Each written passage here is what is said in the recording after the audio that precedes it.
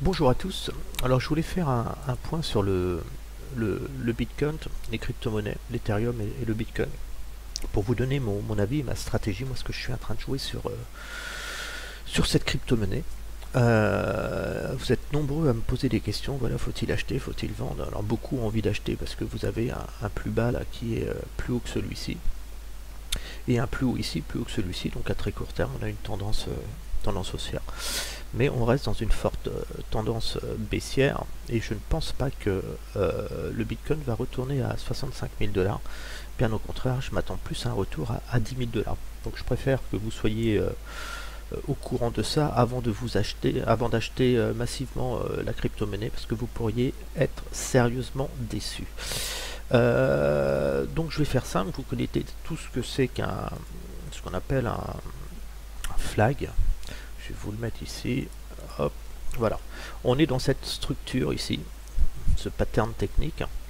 Donc on a une forte baisse le Bitcoin et là on est en train de rebondir et après on va générer certainement une cassure à la baisse de ce drapeau.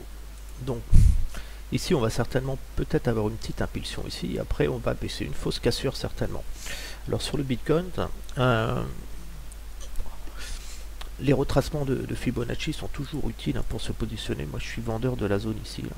Voilà, cette zone là est vendeur pour moi. On va la mettre comme ça, n'hésitez pas à mettre du visuel sur vos graphiques, ça permet de parler. Donc moi ce qui m'intéresse c'est surtout la zone des MA 30, 50, 100 jours des cours les plus hauts, qui reste une belle zone de vente. Donc moi idéalement, hein, ce que j'attends sur le Bitcoin, ce serait un mouvement comme ça ici et après une descente. Voilà, une descente vers ici comme ça, plus un mouvement et après une latérisation du Bitcoin. Donc on note quand même un support intéressant ici. Donc là il y aura une réaction sur le court terme. Ici c'est ce qui devrait générer le pullback technique sous ce drapeau. Donc on aura une grosse baisse. On va marquer une pause sur ce support ici. On va le mettre en vert. Voilà. Et ensuite, on aura une accélération baissière. Hein. Ceux qui ont acheté là vont s'alléger par ici. Et ensuite, on aura une dégringolade vers les 10 000 $. Donc ça, c'est le scénario que je favorise sur le Bitcoin. J'ai des ordres ici en attente qui sont sur ce niveau-là pour jouer ce pullback technique. Voilà.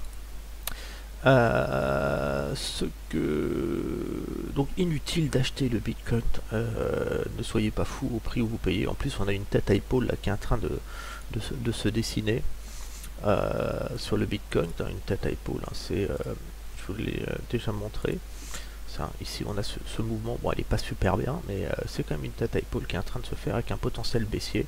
Si on prend ce potentiel baissier ici, à peu près ici, et qu'on crée une symétrie, voilà, donc on a vraiment un potentiel vraiment baissier. Bon là elle est un peu fausse, hein, mais elle est exactement ici, cette tête, si on la prend, la ligne de coup, voilà, on aurait plus une structure comme ça. Voilà, donc un potentiel baissier qui serait équivalent à ça à peu près, à notre scénario de Fibonacci. Si on le remet comme ça, voilà, là on aurait une tête ici, la tête se situerait ici, et on aurait nos épaules, les épaules qui se trouveraient ici. Voilà, ici l'autre épaule. Voilà, on aurait ceci, quoi. Donc moi ce qui m'intéresse c'est surtout la cible que je cherche et voilà, je pense qu'on va aller sur ce niveau là. On va supprimer un petit peu pour y voir plus clair. Donc en gros ce que je joue sur le Bitcoin, c'est profiter d'un éventuel rebond sur la panique de la guerre en Ukraine ici pour vendre cette zone là ici. Donc je vais vendre cette zone là Je vais ensuite aller chercher ce niveau-là où je vais être enclenché sur mes ordres d'achat et je vais m'alléger sur l'accélération de mes ordres d'achat ici et je vais passer short à nouveau pour aller chercher le point 4. Je vais certainement garder mes ordres de vente que je pourrais capter sur ce niveau-là. Les ordres de vente qui me permettront, quand j'achèterai ici, de me retrouver flat, l'équivalent, si j'ai un lot ici et un lot là, je vais être flat, je vais remonter, je vais solder mes achats et je vais me retrouver vendeur sur le niveau 3 des ordres de vente que j'avais sur le niveau 1 pour aller chercher le point le plus bas ici. On peut déterminer une zone de stop pour ceux qui est... Voilà, cette zone de stop serait... on va la mettre ici. On va supprimer la zone de vente ici. Voilà. On peut considérer une zone de stop. Non, il faudrait vraiment pas clôturer au-dessus de ce niveau-là, au-dessus des 46 000. Donc obligatoirement, on est obligé de prendre des toutes petites positions pour tenir la volatilité sur le Bitcoin. On ne va pas pouvoir rentrer avec des grosses positions. Donc là, je peux mettre par exemple des ordres de vente. Je vais me positionner, je vais les placer. Donc je vais tout simplement utiliser un retracement de Fibo ici. Et je vais placer mes ordres le plus proche possible. On va passer en 4 heures, ça va être plus simple. Voilà. Je positionne mon retracement de Fibo. On va supprimer ce qui est inutile autrement. Les autres ici on n'en a plus besoin. Voilà, on va y voir un peu plus clair. Donc là, tac tac tac. Ici, je vais me mettre ici. Donc moi ce qui m'intéresse c'est les Fibo les plus proches du cas. Donc déjà c'est évident que je vais vendre ici là. Hop, ordre modèle ouvert, ordre en attente. Allez. Alors, ordre en attente d'exécution. Donc ça, je vais vendre ici, sur ce niveau-là. Je vais me positionner ici. Je vais vendre aussi. Je vais me vendre des 0,2 lots pour avoir un peu plus de puissance. Donc je vais mettre ici à peu près tout cela. Je vais vendre ici. Je vais en mettre un ici. Je vais en mettre un ici. Je vais miner le secteur. Toujours des petites positions comme ça, je prends aucun risque. Voilà. Je vais vendre ici aussi. Alors ce qui m'intéresse, c'est de vendre dans l'enveloppe des MA là. Et je vais vendre ici parce que les MA vont évoluer avec le temps. Je vais vendre ici et je vais vendre cette MA aussi ici. Voilà. Ça, c'est mes ordres que je vais placer, que je place. Voilà. Donc le but, c'est d'être exécuté sur mes ordres de vente. Je les conserverai pour aller chercher les 10 000 $. Ici, je vais acheter pour me mettre flat et jouer un rebond technique. Je vais m'alléger de mes achats et je vais me retrouver vendeur à nouveau de mes ordres de vente. Donc voilà ma stratégie. Elle est très très simple. Ma stratégie, c'est de jouer un rebond technique dans les MA ici. Configuration, une cassure du flag et un retour sur cette zone basse des 12 000 $, 10 000 $. Sur l'Ethereum, très intéressant aussi, on a ce qu'on appelle un fanion. Ici, on a un fanion qui est en train de se faire, ici. Donc on va certainement aller chercher ce fanion et aller casser après ce fanion par le bas et aller chercher ce niveau-là. Alors le fanion, c'est quoi? Je vais vous le montrer. Le fanion, c'est ceci. Voilà. Donc ce fanion, on va évoluer comme ça et à la fin on va partir par le bas et c'est vraiment ce qu'on retrouve ici. J'ai un bug graphique, bougez pas. Voilà. Donc ce qu'on retrouve ici, ce figure en fanion, donc on va certainement évoluer de la sorte. Ici on va faire un mouvement comme ça, hop, et puis à un moment on va partir par le bas et rebondir sur ce niveau-là. Donc pareil ici, moi ce qui m'intéresse c'est de vendre l'Ethereum. Alors pour vendre l'Ethereum, j'ai des achats techniques moi sur ce niveau-là, sur le niveau inférieur. Ici on voit bien mes ordres en attente, j'achète ce niveau-là, le support, pour jouer une fois qu'on va faire la cassure du fanion, le pullback technique et après le décrochage. Par contre ce qui m'intéresse c'est de mettre des ordres de vente sur un rebond technique possible. Donc je vais utiliser on va supprimer ça. Je vais utiliser un retracement. Voilà. On va prendre le plus haut. Hop là. Voilà, je vais se positionner ici. Voilà.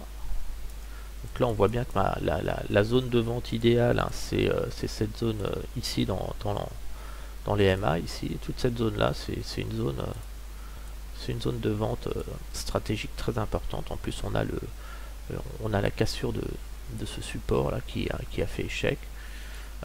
Donc moi je vais me positionner le plus proche possible des MA. Donc je vais pas m'embêter. Je vais mettre des ordres de vente de 0,10 ici, comme c'est un peu moins puissant. Je vais vendre ici. Ordre, couche visible. Voilà. Je vais mettre mes ordres sur les MA ici. Ça m'intéresse ici. Ici aussi. Je vais passer en 4 heures. Voilà. Et là, je vais me positionner sur les retracements que je vais positionner ici. Hein. Toujours entre le plus haut et le plus bas. Voilà. Donc là, je vais affiner et je vais me positionner dans les retracements. Voilà, ici. Moi, ça m'intéresse, ces ordres de vente. Ici. Je vais aussi profiter des excès aussi si jamais j'avais un pic, un effet d'annonce. Ici. Voilà. Là, je suis bien positionné. Et je pourrais même en mettre un petit ici. Voilà. Voilà. Là, je vais être très agressif à la vente sur... voilà. Donc, en gros, ce que je fais, c'est tout simple. Je vais me repositionner. Voilà.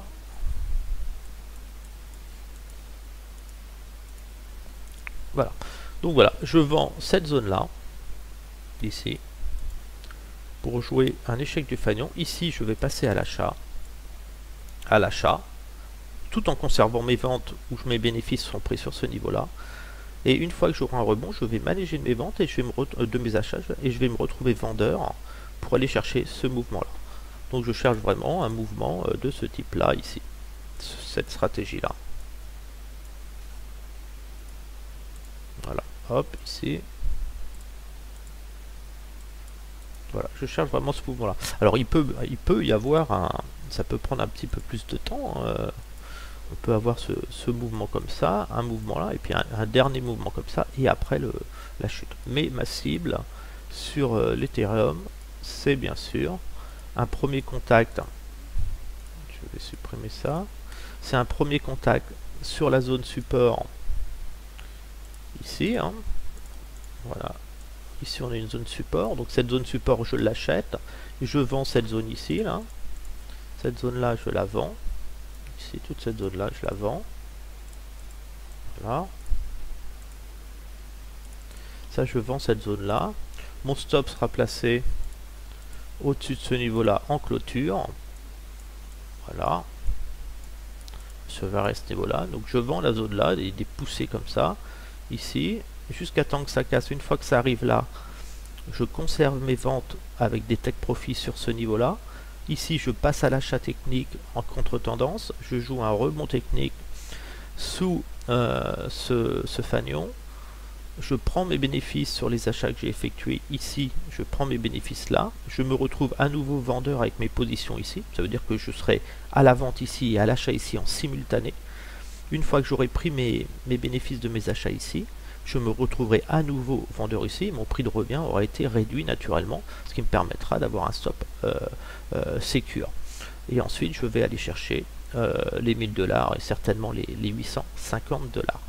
Voilà pour mon avis sur le Bitcoin et l'Ethereum. Je vous dis à bientôt et merci pour votre soutien, le petit pouce bleu et de vous abonner à la chaîne pour être prévenu des dernières vidéos. Sur ce, bonne journée à tous.